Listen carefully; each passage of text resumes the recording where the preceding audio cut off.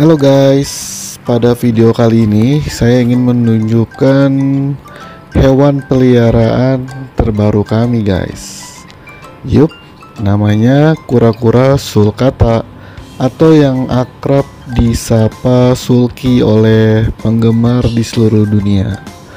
Jadi jenis kura-kura ini merupakan salah satu kura-kura darat yang paling populer dipelihara guys, khususnya di Indonesia. Jadi bukan hanya digemari oleh para hobis berpengalaman, kura-kura sulcata ini pun sangat digemari oleh para pemula loh. Sebab selain menawarkan paras yang memukau, sulcata juga dibanderol dengan harga yang relatif terjangkau untuk sebangsa tortonya.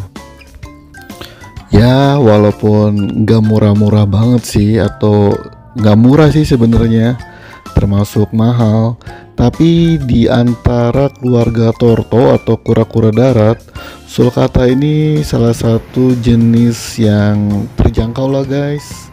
Nanti kita di akhir saya jelaskan mengenai price list untuk sulcatanya itu sendiri ya. Nah, bagi kalian teman-teman yang berencana ingin menjadikan kura-kura sulcata ini menjadi hewan peliharaan, maka ada baiknya menonton video ini hingga selesai ya.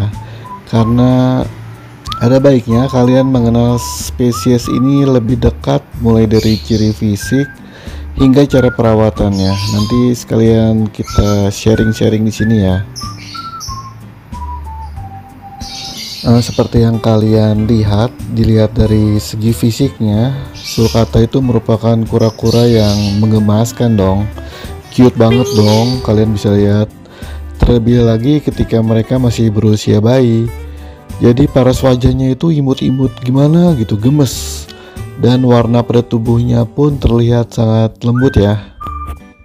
Karapas kura-kura sulcata atau tempurung atau batok kura-kura sulcata ini didominasi oleh warna kuning kecoklatan. Lalu motif pada tempurungnya pun sangat sederhana, tidak ada corak-corak berlebih yang menghiasinya. Jadi hanya garis sederhana guys, berwarna coklat gelap yang jadi sekat pemisah setiap skut dari tempurungnya.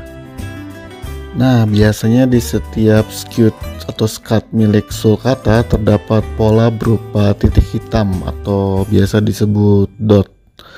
Namun ada kalanya pola dot atau titik hitam ini terlihat begitu tipis guys, atau bahkan tidak nampak sama sekali, sehingga muncullah istilah-istilah dotless atau tanpa titik pada kura-kura sulcata ini. Lalu saat bayi, tempurung kura-kura sulcata biasanya berbentuk bulat seperti telur atau bola. Namun seiring bertambahnya usia, semakin membesar, maka bentuk tempurungnya cenderung melebar guys.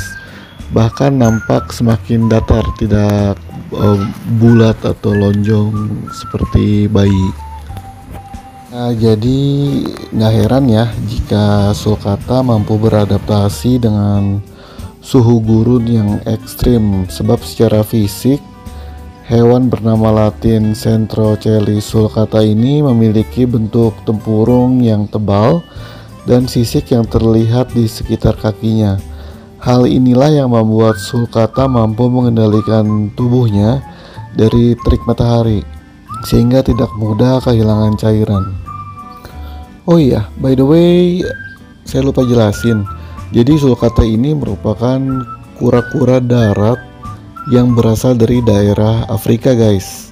Jadi jangan heran kalau kura-kura ini tahan terik matahari ya. Lalu juga sulcata ini sendiri tersebar dari daerah Sudan, Ethiopia, Togo hingga Mali dan Mauritania. Jadi secara general penyebarannya berada di bagian utara dari Gurun Sahara guys. Jadi untuk menghindari panas yang menyengat, sulcata itu di sana menggali lubang untuk berteduh dengan menggunakan kakinya yang sangat kuat. Seperti yang kalian lihat ya, kakinya itu tebal dan banyak sisiknya guys. Lalu juga sulcata menjadi spesies kura-kura terbesar ketiga di dunia guys. Dengan bobot tubuh saat dewasa itu bisa dari mulai 32 kilo hingga mencapai 55 kilo. Terus panjangnya juga bisa mencapai 70 cm. Nah, bagi teman-teman yang ingin mencoba mulai memelihara dan merawat kura-kura sulcata, kalian perlu memperhatikan sejumlah hal selama merawat hewan lucu ini guys. Berikut ini cara perawatan kura-kura sulcata yang perlu kalian ketahui. Jadi yang pertama, kalian mesti memperhatikan kondisi kandang kura-kura sulcata ini. Jadi ketika musim hujan tiba, kalian tidak disarankan membawa kura-kura sulcata ke dalam ruangan ya. Pindahin kandangnya ke dalam rumah. Lalu perhatikan kondisi tanah agar senantiasa kering dan tidak lembab. Selain itu, kalian tetap harus kontrol kebersihan kandang, karena hal tersebut dapat membuat kura-kura sulcatanya itu tetap dapat hidup dengan nyaman. Lalu kandang kura-kuranya pun harus luas agar sulcata dapat aktif bergerak bebas. Ya minimal 100 kali 60 cm lah untuk kura-kura yang ukurannya di bawah 10 cm. Lalu yang kedua, teman-teman harus menambahkan peralatan pendukung untuk habitat kandang kura-kura sulcatanya sendiri. Jadi selain kandang yang nyaman dan luas, kalian pun perlu membeli peralatan pendukung seperti lampu UVB dan UVA.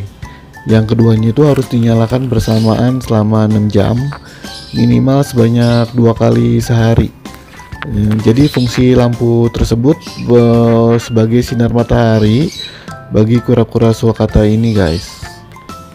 Lalu teman-teman disarankan supaya dapat melakukan penjemuran atau menjemur sulcata ini minimal 3 kali seminggu lah guys. Sebelum dijemur, sulcata dapat direndam terlebih dahulu selama 5-10 menit menggunakan air hangat dengan tinggi air tidak boleh melebihi mulut sulcata. Jadi ya buat sekedar mandi koboi lah guys. Jadi terlalu kering pun kan nggak boleh, dia harus dikasih kelembaban, tapi kelembaban yang minim lah secukupnya. Lalu poin selanjutnya, teman-teman pun harus memperhatikan asupan gizi kura-kura sulcata ini. Sulcata dikenal sebagai reptil yang suka makan dalam jumlah besar. Jadi untuk itu kalian perlu menyiapkan makanan dengan gizi yang lengkap, tetapi tetap harus seimbang.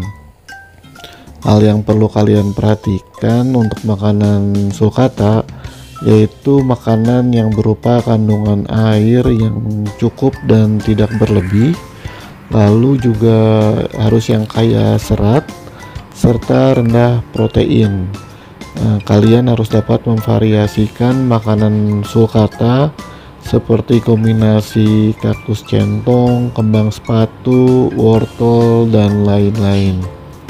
Untuk makanan atau pakan sulcata sendiri, kalian bisa memberikan sayuran atau buah-buahan seperti kaktus centong, kembang sepatu, wortel, sawi hijau, daun selada, kangkung, semanggi, siomak, fumak, buncis, serta sayuran-sayuran lain atau buah-buahan lain yang cocok.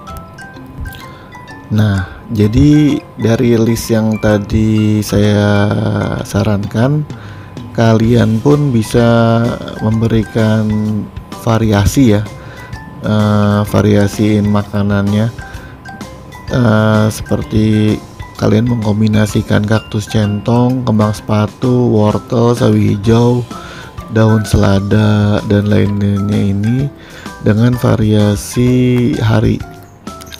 Misalkan kasih sawi 3 hari, kaktus centong 2 hari, kemudian kembang sepatu 2 hari, dan lain-lain.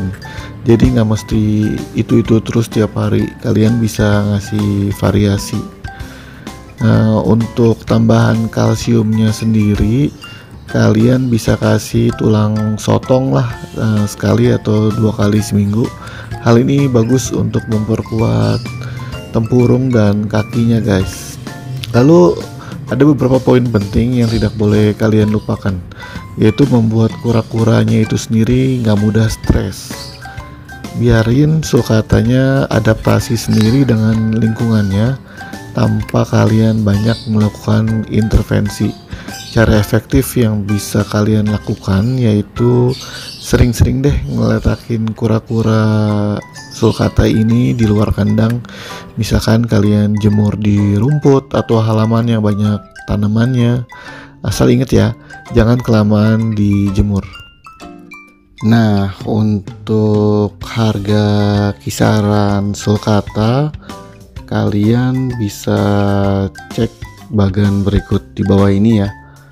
Bagan ini saya rangkum dari grup-grup sulcata. Mungkin ada perubahan karena saya lihat semakin hari harga sulcata ini semakin naik ya. Berarti semakin banyak peminatnya yang berani membeli dengan harga mahal. Jadi sebelum terlambat, ayo buruan coba pelihara dan merawat sulcata. Jangan lupa beli dulu.